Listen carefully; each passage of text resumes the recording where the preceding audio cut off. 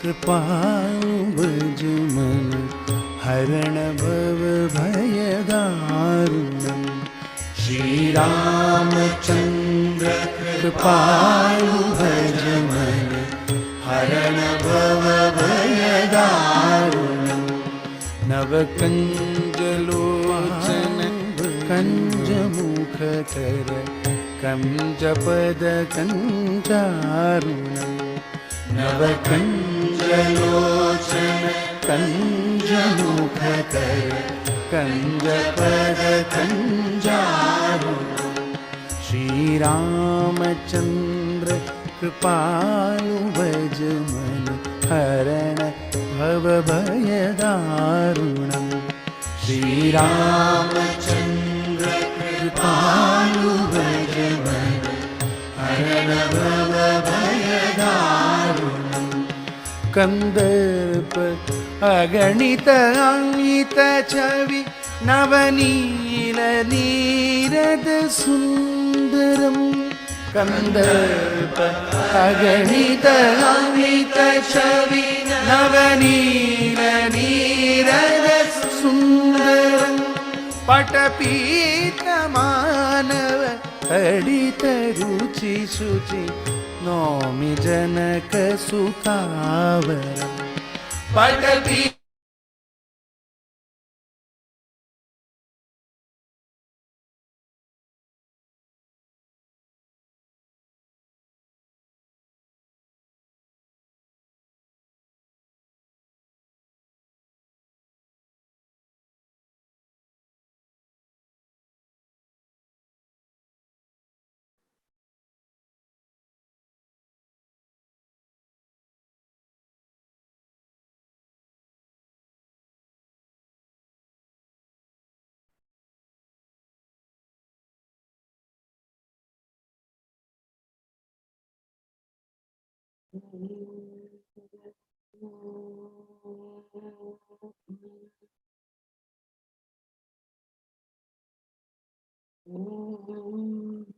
सहना भवतु सहनौ भुनक्तु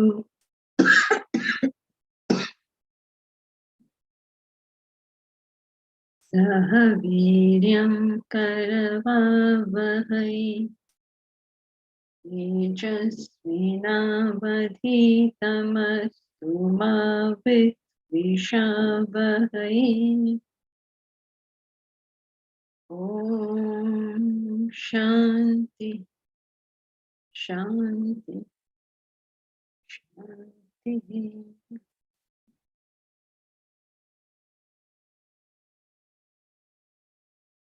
Together we'll chant Bhagavad Gita, chapter 10, verses 1 to 10.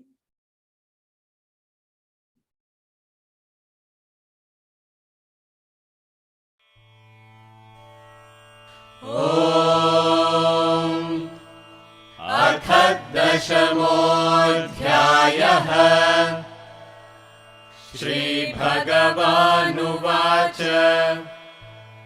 भूय एव महाबाहो शृणु मे परमं वचः।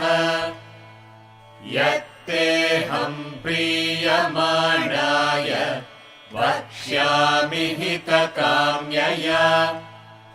न मे विदुः सुरगणाः प्रभवं न महर्षयः। अहमादिर्हि देवानां महर्षीणां च सर्वशः। यो मामजमनादिं च वेत्ति लोकमहेश्वरम्। असम्मूढः समर्थ्येषु सर्वपापैः प्रमुच्यते। बुद्धिर्ज्ञानमसम्मोहः क्षमा सत्यं दमः शमः। सुखं दुःखं भवो भावः भयं चाभयमेव च। अहिंसा समता तुष्टिः तपोदानं धनं यशो यशः भवन्ति भावा भूतानां मत्त एव पृथग्विधाः महर्षयः सप्त पूर्वे चत्वारो मनवस्तथा मद्भावा मानसा जाताः येषां लोक इमाः प्रजाः एतां विभूतिं योगं च मम यो वेत्ति तत्त्वतः सोऽविकम्पेन योगेन युज्यते नात्र संशयः अहं सर्वस्य प्रभवः मत्तः सर्वं प्रवर्तते इति मत्वा भजन्ते मां बुधा भावसमन्विताः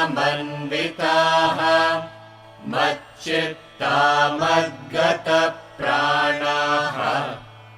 बोधयन्तः परस्परम् कथयन्तश्च मां नित्यम् तुष्यन्ति च रमन्ति च तेषां सततयुक्तानां भजतां प्रीतिपूर्वकम् ददामि बुद्धियोगं तं येन मामुपयान्ति ते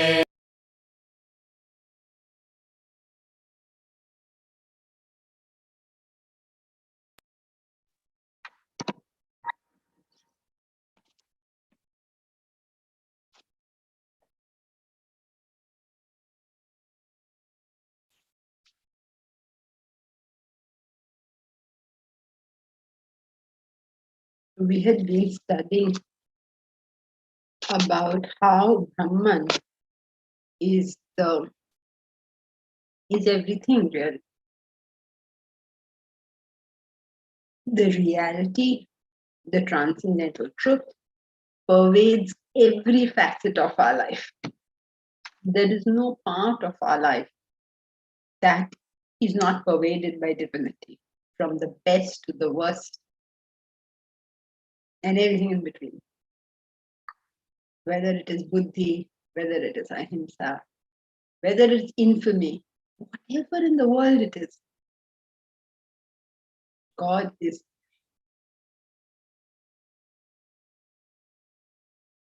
Whether it is a spiritually undeveloped person or a spiritually mature person, whichever one it is, God is.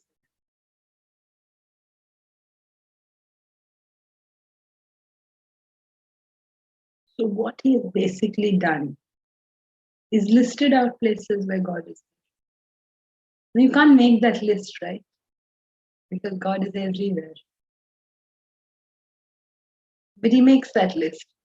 Now why does he make that list? He makes that list so that these are things he talks about things that we encounter, that we meet often. And hopefully then we will remember at least something in that list. Something happens. Somebody uses an intellect, doesn't use it. Somebody shows a lot of discipline, doesn't show it. Whatever happens. Because you heard those words. You heard that buddhi, jnana, tapas, ahimsa, all these things are the self. Hopefully when you do encounter them in life, if not everywhere, at least in that list, you will remember this. But the purpose of it is that in and through everything, do not forget that there is a reality. It is the tendency of humans to go with the non-essentials. And therein lies all our problems. All the time we focus our attention on things that are not the crux of the matter. on all the non-essentials, on all the paraphernalia. When we look at our body, we think about how we look. That's about the non-essential, right? That you are clean, that you are healthy, that you are, these are the more essentials. That your body is capable of taking you to the goal that you have set for yourself. These are the essentials. When you think of the mind, you think about whether you're happy or you're unhappy. You don't think about the quality of the mind itself. It's all the non-essentials that we focus on. When it comes to the intellect, we think, oh, I'm so well-informed or not well-informed, I'm smart, I'm dumb. Non-essential. I was able to beat that person in an argument or not. I was able to convince him of my point of view or not. Non-essential. The only essential in the intellect is, are you able to discriminate correctly as to what is there, what is really there, what is permanent and what is not? So all along, our attention is on the non-essential. And so, when it comes to the spiritual part too, our attention goes to the non-essential. Spiritual path is very simple. Keep your mind on God. Nothing more to it. Keep your mind on that transcendental reality. Keep your mind on that eventual truth. So basically, what is he saying? He is helping you. He's saying, okay, here's how you do it. All these things are divinity. So then when you encounter those things, maybe some part of the mind will go to divinity. So he gave all the this. Then he said, even creation, all the creation is all from me. Every aspect of the human personality is from me. Whether it is the five senses, mind and intellect, whether it is the mano, buddhi, chitta, ahankar, any way you want to look at the personality. That's how they give the theories of creation like that. So any way you want to look at it, it's all streaming forth from me. Streaming forth from me as the dream streams forth from the mind. As ornaments all come from gold.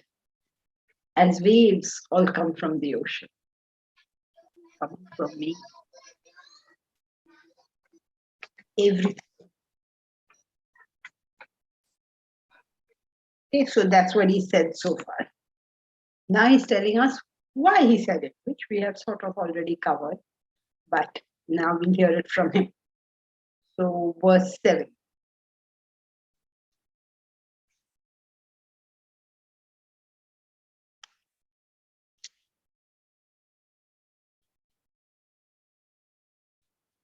Etam vibhutim yogam cha mama yo veti tattvataha so vikampena yogena yuchate natra samshayaha.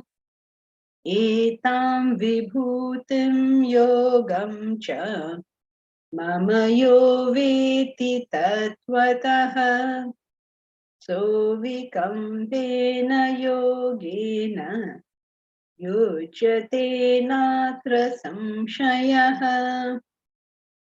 Etam vibhutim yogam cha. This vibhuti. Vibhuti is the manifestation and yoga is the combination. Mama yo veti tattvataha. Mama is mine. Yo veti, he who knows tattvataha in essence. So someone who knows in essence the vibhuti and the yoga. So vikampena yogena. Saha vikampena. Kampena means kampa is to threaten, is to tremble. Tremble. That is Vikampena, avikampena, no trembling, no shaking, no diversification, only focused. That kind of yoga which doesn't tremble at all, which doesn't move at all. By that yoga, yujyate, a person joins, becomes united. Na atra samshayaha. There is no doubt about it. No doubt about it is refers to, as you know, there are 4 sources of knowledge. Who remembers the 4 sources of knowledge?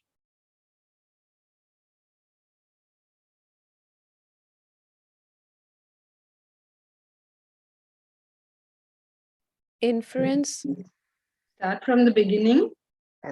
Perception, Pratyaksha, inference, comparison, tradition.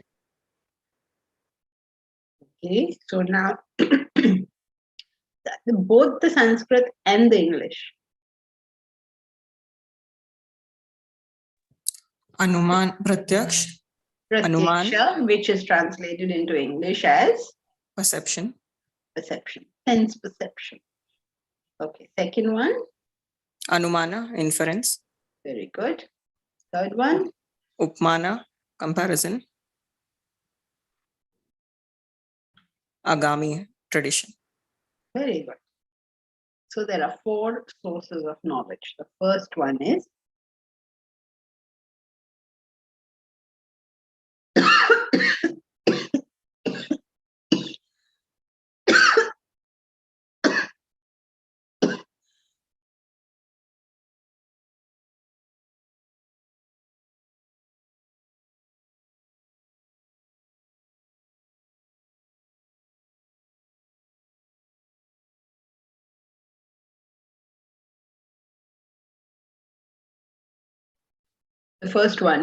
pratyaksha.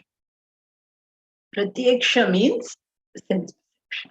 You know something because you saw it or heard it or tasted it or smelled it or touched it. The second way we know something is by inference. You didn't perceive it with your senses. You didn't see it or hear it or taste it or smell it. But you inferred it from something else, maybe something you perceive. Right? Common example, you see smoke. What you've seen is smoke. Your perception tells you there is smoke. Your sense perception tells you there is smoke. Your inference tells you there is a fire. You hear people shouting. Your senses tell you that there is a noise, there is shouting.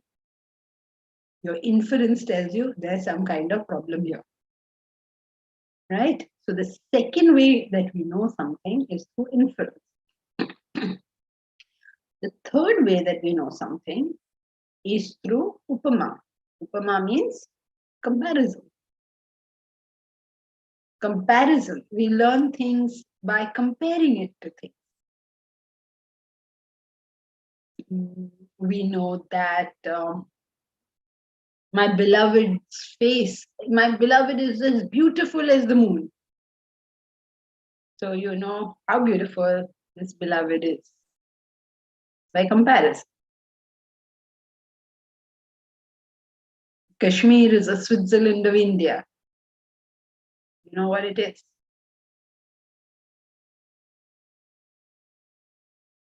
The fourth way we learn something is by agami or tradition or an authoritative source.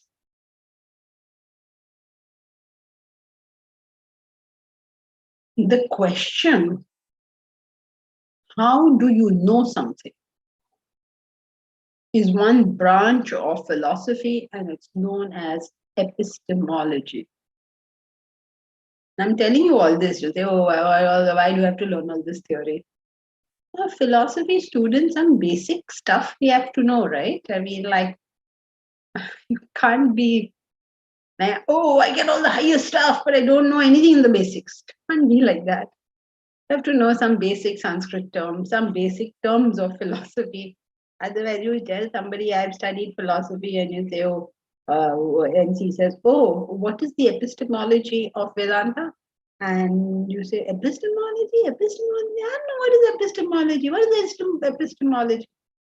Then they will say,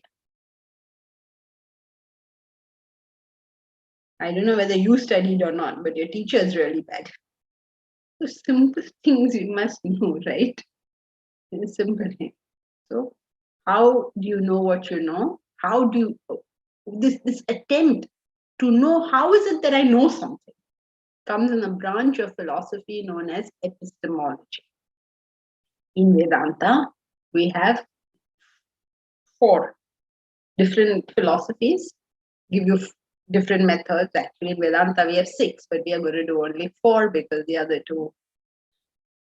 Many Vedanta scholars, including some of us, believe that there are 4.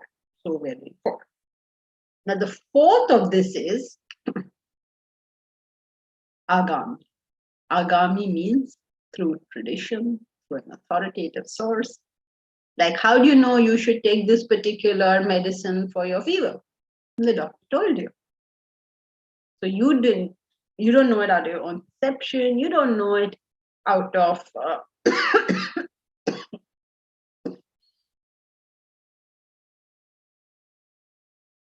out of an inference. You don't know it out of a comparison. And how do you know it? Somebody told you. So why did you listen to that person tell you? Because he was an authoritative source. He has done his MBBS. He has cured you in the past. So you decided, if he's given me this medicine, it must be good, and you take it. This comes under authoritative source, which in Vedanta is called agami or tradition. It takes some knowledge because it comes to us from an authoritative source. So when a teacher teaches, sometimes the teacher uses that authority, which is what Krishna is doing here right now. Na atra samshaya refers to this being traditional knowledge. Traditional knowledge in the sense that he's authoritatively declaring there is no doubt about this. If you do this, you will reach unshakable union. Means you'll realize the self. There is no doubt about this. So let us see what, according to him, we need to do to find that unshakable union or self-realization.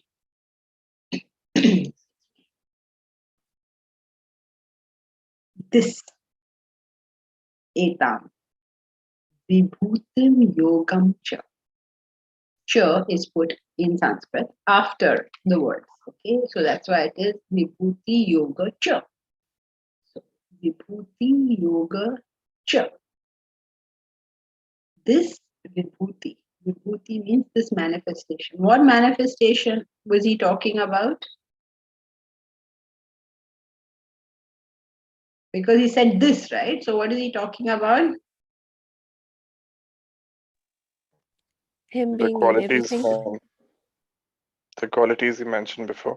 Yes, the qualities and the previous verse as well, where he says the great sages and all that, the whole lot, all of creation, all that came in the past and all that exists in the present, it is all coming from me. So he's referring to that. He's saying this vibhuti, this divine manifestation, this all the things that you basically see, and the yoga.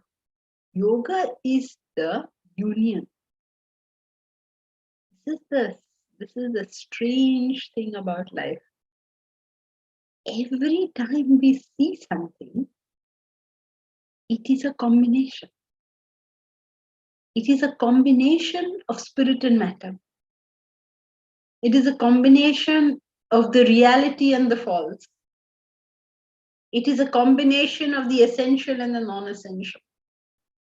Every single thing. Suppose you've come to class now. There are non-essentials here. And there are essentials. So what are all the non-essentials? The background, you're coughing. That is totally non-essential. Everything. Who else is there in class? Correct. Checking Oh. the cell phone also. Sorry? Checking the cell phone. Getting distracted by the cell phone. Getting distracted by the cell phone, okay, messages that you receive or anything that you receive while you're doing something is to be put off for Or another what's time. happening in the kitchen? What's happening in the kitchen? Okay. Also in class, the teacher is the non-essential. The essential is the teaching. It is the philosophy. That's the essential, right? At the end of the day, what is the essential? And it is not even that information, but whether it is developed, that discrimination. That's the essential part of the whole thing. So, in every experience we go through, there are two elements. There is the non-essential, and there is the essential. When you see anything in the world, whatever you are seeing, that manifestation is the non-essential. Because the essential thing is that God is there. Imagine missing the reality and getting totally entrapped by the illusion. It's like a traveler in the desert. He sees a mirage. He sees only the water. He doesn't see the desert. What will you say to this man, and what will be the fate of this man? A woman. That's how it is. So, eta vibhutim yogam cha mama yo veti tattvataha. Veti means to know. He who knows tattvataha in essence. It's okay to say the whole world is made up of spirit and matter. Every child, if you bring a child to Vedanta class, he will repeat beautifully everything that he has heard. So that's why he's saying, yo veti, he who knows it, tattvataha. In a sense, you got it. If you are able to have that kind of discrimination, so vikampena yogena, with this kind of an unshakable union, means you're able to see the presence of divinity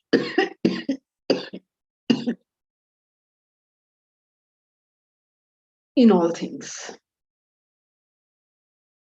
When you see the light, you know there's a bulb and there's an electricity backing.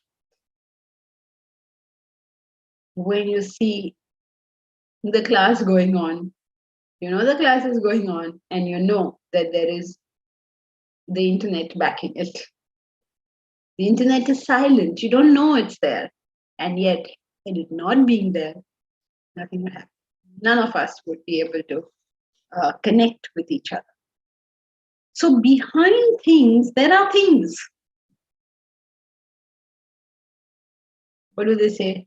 Behind every successful man, there's a woman. Behind things, there are things. Behind every successful woman also, there may be a man. So there are things behind things. What we see is like the top layer of an iceberg. You see only that top 10%, and there's a whole lot below it. So he says, if you are able to perceive how much there is beyond you, when you see something, right? How do you see something? All these rods and cones in the eyes. There is firstly the eye itself, outside, external, cornea. Then the rods and cones in the eyes. And then there's the retina on which all that light has to fall. Then the nerves have to take it behind, back to the brain, who will then have to interpret what you have seen. So much is going on, no? And we can say, oh, there's Aditi. We can only see that much, right? We say, oh, there's Aditi. But so much is going on behind. And your brain even interprets it, but your mind is not available. You're not registering. Your mind is elsewhere. You won't see the person.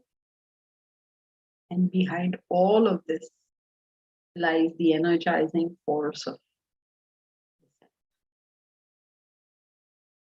so much behind just a simple sentence. There's that thing. So if you know this in a sense, how much backs everything. How many people have to work so that this class takes place? How many people? With a big team has to work so that this class takes place. Interesting, isn't it? So not just knowing it intellectually, but in essence. So what he is talking about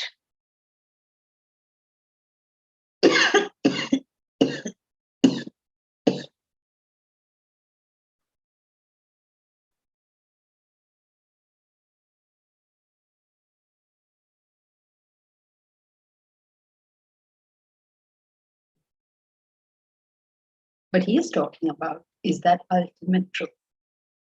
But it's true even at the relative level. So, if you look at the spiritual path, there are actually three distinct stages. There's the first stage where we are very extroverted. All we can see is the world. Whatever your eyes can see, your ears can hear, your nose can smell, your tongue can taste, your skin can feel. That's all we can say. Oh, this is such a soft, nice bed. Oh, what a pretty girl. Oh, what a horrible sound. What a lovely fragrance is this. I like agarbatti smell. I don't like scent. It's a very extroverted version of life. Okay, where you're only able to see the superficial. As you become mature spiritually, you turn that attention within, you become introverted. And you're able to see more than just what your senses are showing.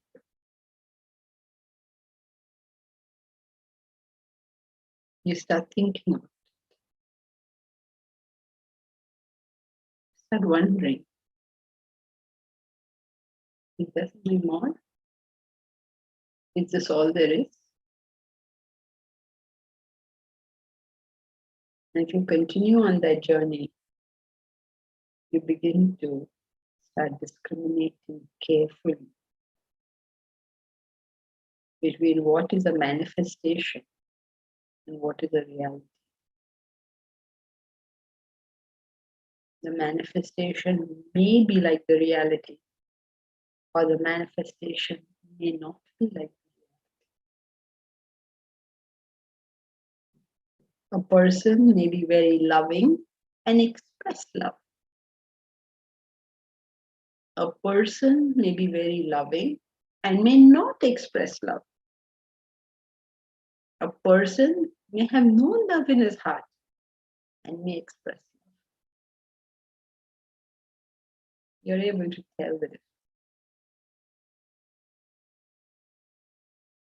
So even at a relative level, this thing works. And if you go on and on and on pursuing it, finally you will hit the self.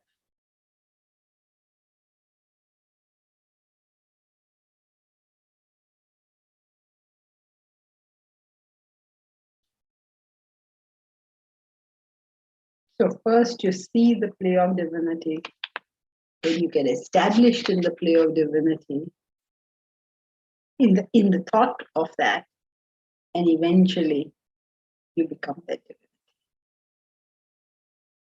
The more you go into the essence, the more you become the essence. Okay, so verse 8.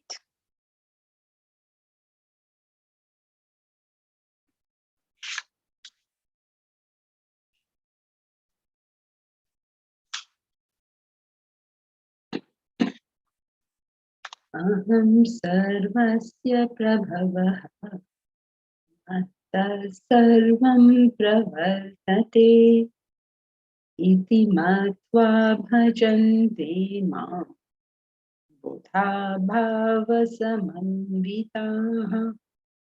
Aham sarvasya prabhavah matta sarvam pravartate iti matva bhajante mam bhava samannvitaha. Aham sarvasya prabhava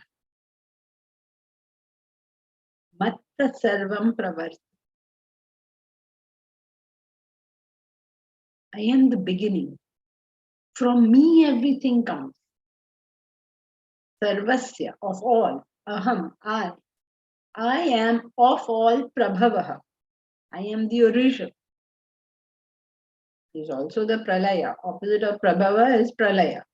Is also pralaya, destruction. But here he's being a little sweet. And he's saying, I am prabhava.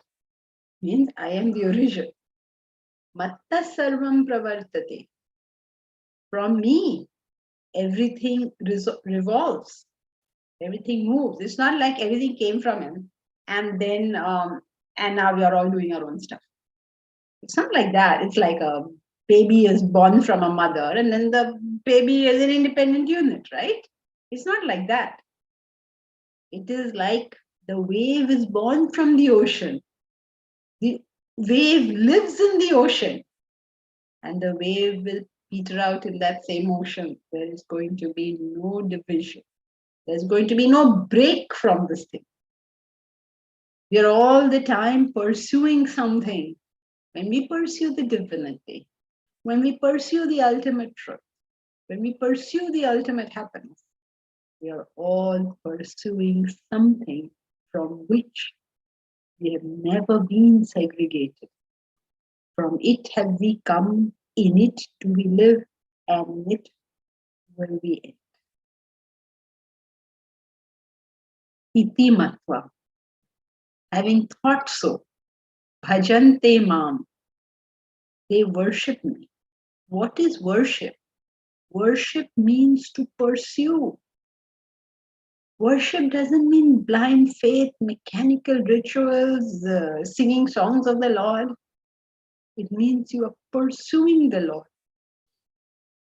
The interesting thing about the spiritual path is what we ought to do and what we ought not to do is the same.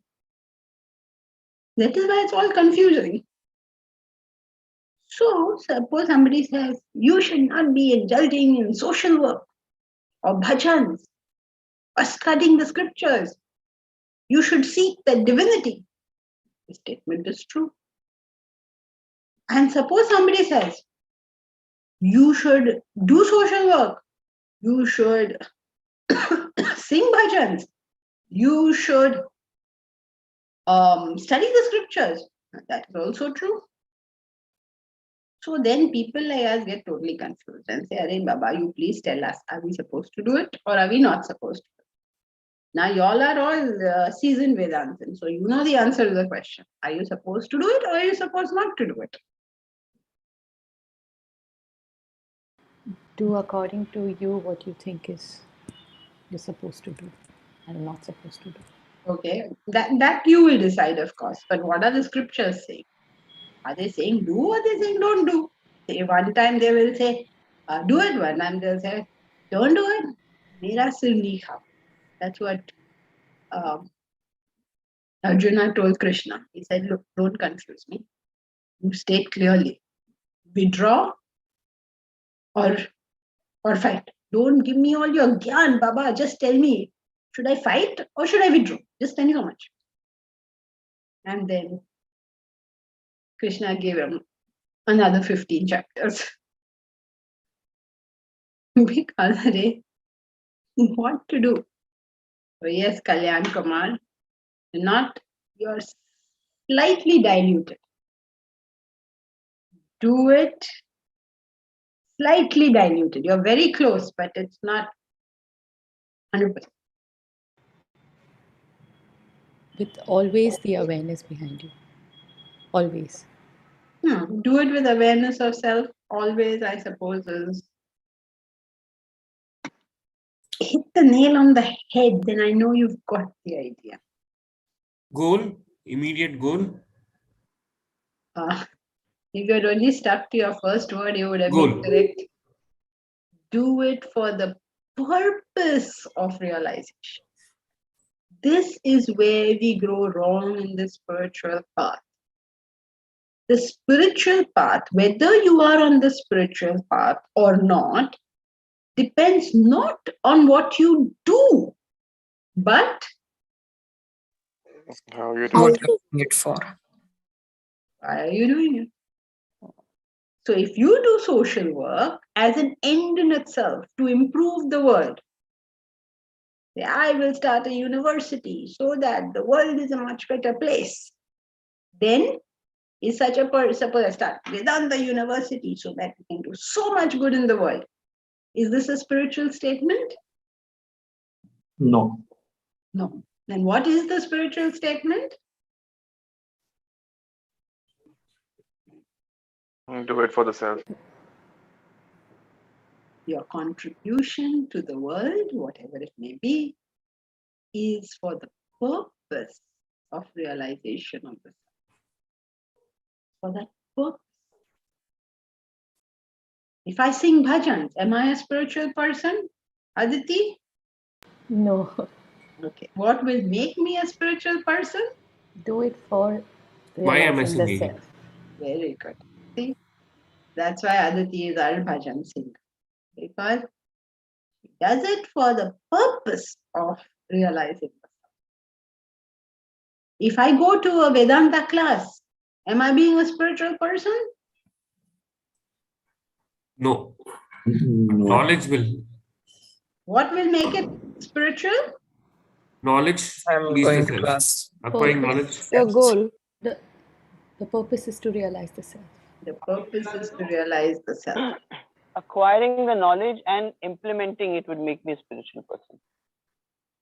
No. Why? You can implement the knowledge to become more productive in the world, right? To have a happier life in the world.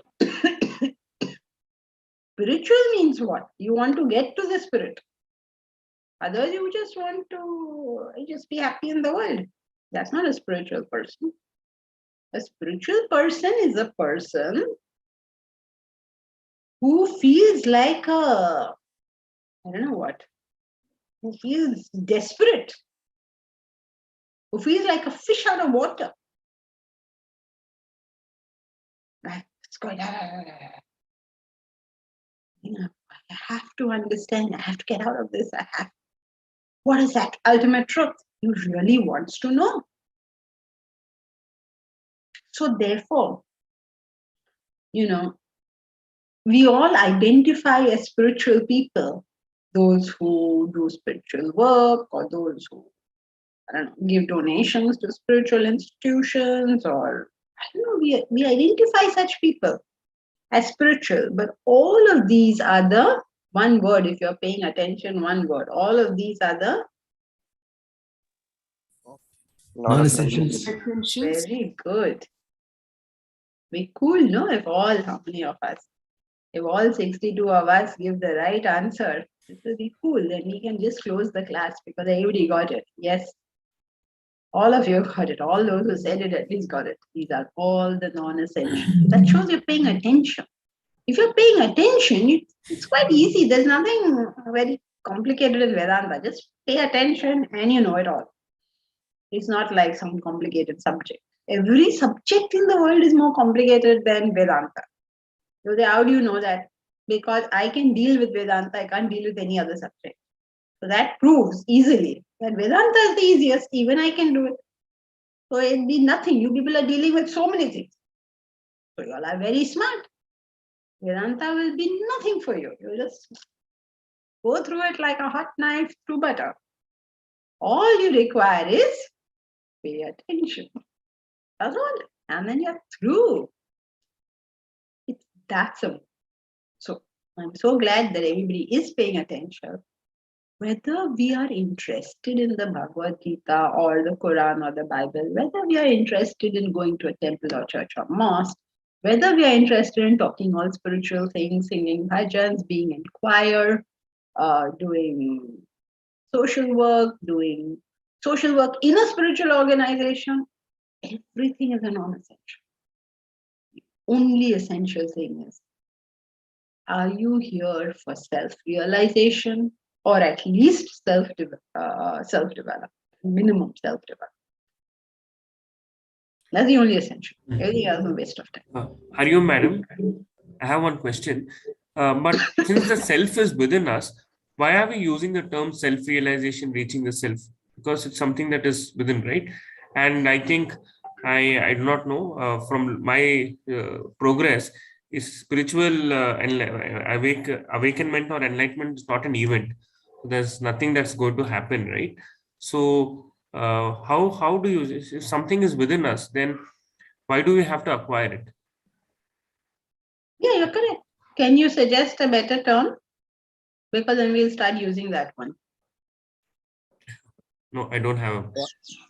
So I think it's more of removing the ignorance, because self is there, but there's an illusion.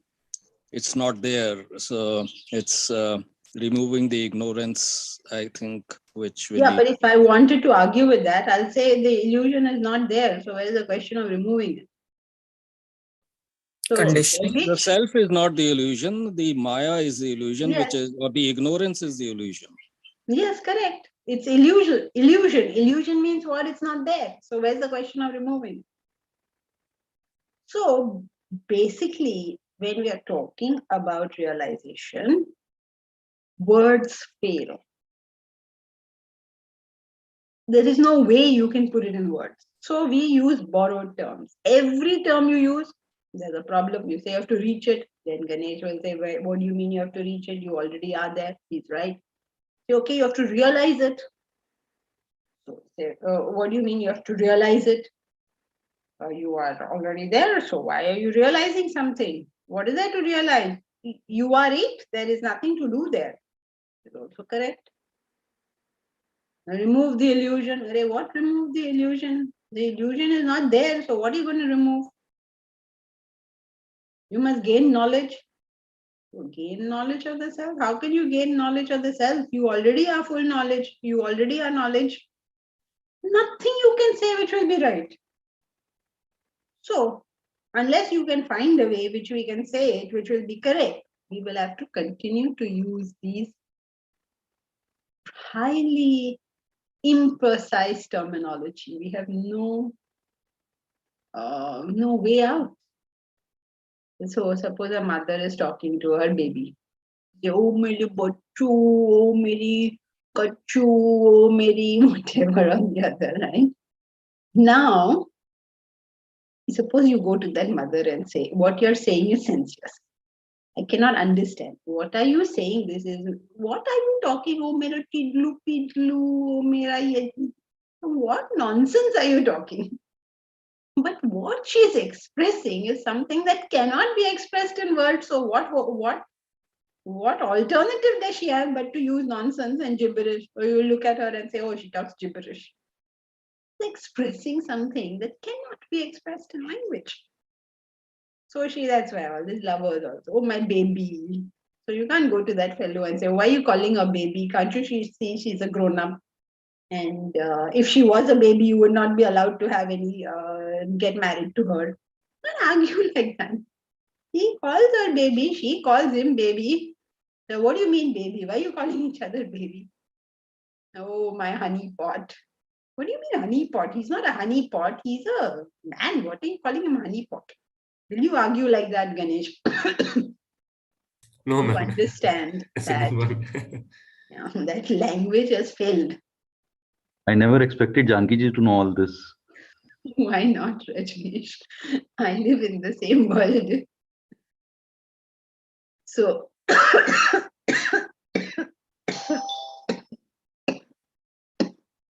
basically, Ganesh, all it means is language is failing. So they use sometimes comparison. But even comparisons fail. Nothing we can do. Let's accept it can't be done. We just seek something that we already are.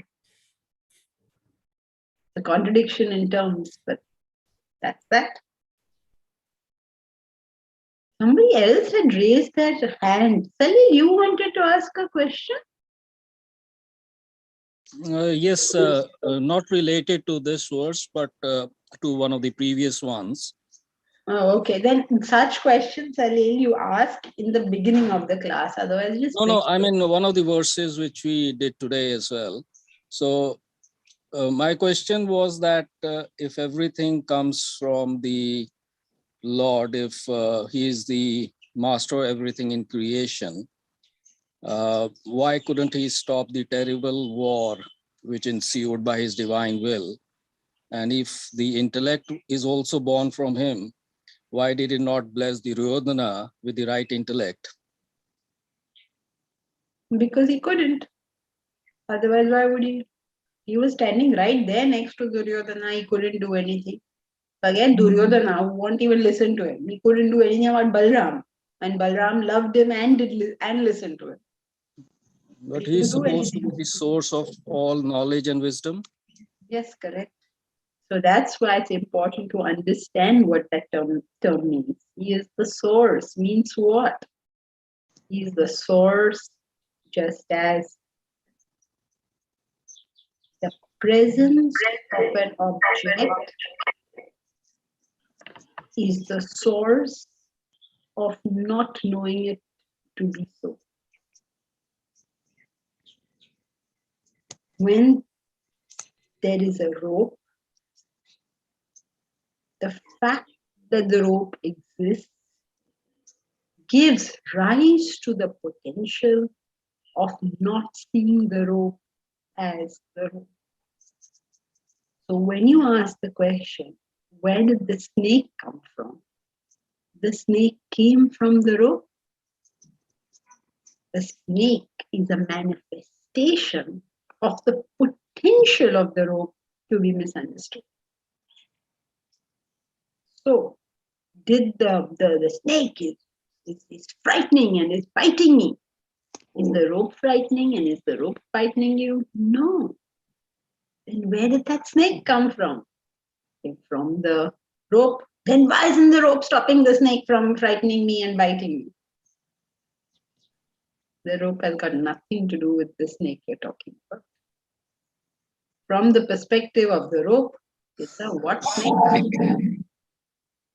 From the perspective of the rope, the snake is Maya, illusion. The rope does not get into what that snake is doing. But that snake cannot exist unless the rope is there, right? Unless the rope was actually there on the ground, how could you have misunderstood it to be the snake? So the existence of the Lord gives rise to the potential of misunderstanding. So you have misunderstood. You think that there's a war. You think that there is Duryodhana. You think that there is Krishna. You think all these things. All that exists is the self. When you create a Brahmand out of it, you create a universal. Is that clear, Salil? Yeah, but it's a bit confusing in the sense that on one hand, it says that he's the source of all knowledge and intellect, and even then bad things or terrible things, he allows it to happen in a way. Why doesn't he give the intellect to those people who do those wrong things, not to do them? Because he's not involved. Well, how? Okay. The source of the mirage is the desert. So why is the desert not stopping the mirage? That's your question.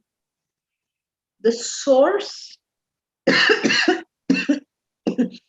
of the snake is the rope. So why doesn't the rope stop the snake? From the perspective of the rope, what snake?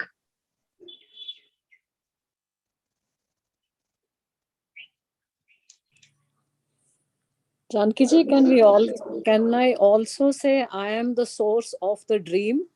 Is it the same analogy? Yeah, Just I mean, as you can say, I I am am the the source of the waking state, I am the source of the dream state, I am the source of the deep sleep. All three. Okay, yeah. Yeah, Bharat? Yeah, ma'am. So going back to the earlier point of when we said you have to know the reasons of why you're doing something. So even if you are on the pursuit of self-development, so sometimes actions flow out spontaneously, and you may not be very aware of what the goal is, or it's not very clear in the head. In the sense, the awareness is not as much. So how does it play out eventually? Because actions are simply spontaneous. How it plays out is that the spontaneity of the action and the desire for the goal are inversely proportional. The greater you want something, the less you will do stupid things, which will prevent you from getting that thing. So when your desire is for self-development, and you spontaneously did something which according to you won't take you there, then you will correct yourself. But if you didn't have the desire for the for self-development and you spontaneously did something that won't take you there, you will start justifying. I shouted at him because he deserved it. I got angry because he made me angry. You start justifying. So your spontaneous actions, anybody's spontaneous actions, can and often do take us away from what we want. Even a simple thing like a relationship. How many people think before they speak to family members? That is why the family is a Kurukshetra in itself. They're all screaming at each other. That means that your nice, good behavior is all for the world, and your worst behavior is for your family. And if I ask you, you'll say, oh, my family is very important. Because you don't have the brains to discriminate that what on earth am I doing? To the most important people, I am doing the worst things. If your family is the most important, then why are you behaving like this? You treat them with the love, with the respect that you treat something that you found important. So when the goal is not clear, we see no relationship between the action and a result. And that's called mechanical living. Did I answer your question? Yes. So, how quickly you correct yourself also after you perform an action also suggests that you are perhaps on track. No, sometimes it's difficult to correct yourself. So it may take you some time. Not every mistake we do is correctable quickly. Suppose you got a terrible cough and you're coughing. Now this may take, say, 3 weeks, no? You can't say, oh my God, I've understood it's wrong, but I'm still doing it. So it may take time for it to go. But you've never forgotten what you're trying to do. That's the important thing. The important thing is not whether you corrected your error. The important thing is, what are you trying to do? Because that makes the difference between conscious living and mechanical living. When you're trying to do something, that's conscious living. When you're just doing things and then thinking later on, that is called mechanical living. Okay, thank you. So I am the origin of all. I am the origin of all means the ocean says I am the origin of waves. Gold says I'm the origin of the ornaments. The mind says I'm the origin of the dream. The snake says, the rope says, I'm the origin of the snake. Because I'm the origin doesn't mean I do anything with them. Okay? It just means it has come from. Gold doesn't go about creating ornaments. But you cannot create ornaments without gold.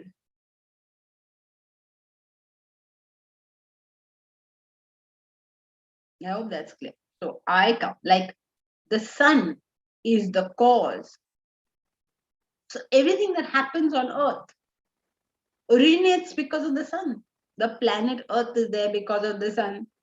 If the sun was not there, then all this wouldn't happen and we wouldn't have a planet here. It wouldn't revolve around the sun. If it didn't revolve around the sun, then life would not be there. It would have gone off into space and that no sunlight, and so there'd be no life. Without the sun, the water cycle will not take place. Nothing here is happening without the sun. People are born, people die, people fight, people make up. Everything that is going on over here happens because of the sun. But the sun has got nothing to do with what we do. When somebody dies, Mr. Sun doesn't start crying. When a baby is born, Mr. Sun doesn't give out mithais. It's got nothing to do with it. All right, so it is the origin. It's got nothing to do with it. Every reflection on earth is caused by the sun, right? Whether it is in the reflection of the sun in an ocean, in a pond, in a glass, in a puddle, different suns are created in every reflection. In the ocean, a certain type of reflection. In a puddle, a different type. In blue water, some sun is there. In purple water, another sun will be there. In dirty water, on a corrugated sheet, different suns are created from that sun. But sun has got nothing to do with any of them. He is merely the origin. He is merely the sustainer, because if the sun goes away, these reflections will go away. So because of me, it originates. Because of me, it sustains. Okay, so that's it for today. Janaki ji, Priya has an announcement. Yes.